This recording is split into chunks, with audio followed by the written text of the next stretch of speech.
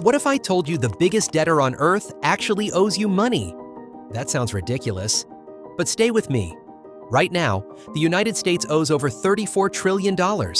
Japan owes nearly $10 trillion. And globally, the world is carrying more than $320 trillion in debt. That number is so big, it almost feels meaningless. So let's ask the one question nobody ever asks. Who does the world owe all this money to? It's not aliens, it's not a secret shadow country, and it's not some mystery buried in government files. They owe it to you, to your pension fund, to your retirement account, to insurance companies managing your future, to banks holding your savings, to mutual funds investing your money, and to central banks acting on your behalf. In other words, governments don't borrow from thin air, they borrow from the public. And here's the part most people miss. They don't pay it back the way you think. When the US Treasury issues bonds, who buys them?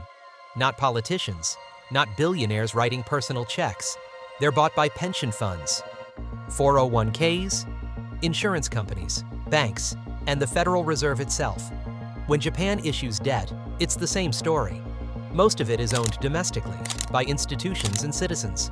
So when someone asks, who's going to pay all this debt? The honest answer is simple. The savers will. Not immediately through higher taxes, but slowly, quietly, through inflation. This is why governments love debt.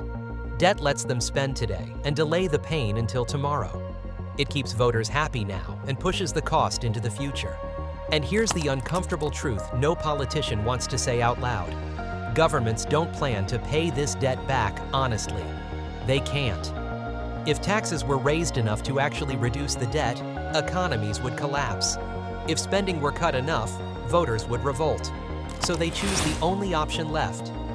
They debase the currency. They print money. They reduce the value of each dollar, yen, or euro. And they repay old debt with cheaper money. That's not a conspiracy. That's not corruption. That's policy. And once you see this, something else suddenly makes sense. When money is printed, asset prices rise. Stocks go up. Real estate goes up. Hard assets go up. But if you're sitting in cash, if you're holding bonds, if you rely on fixed income, your purchasing power shrinks every single year. The world doesn't have a debt problem. It has a money problem. And a system built on debt can never truly feel rich.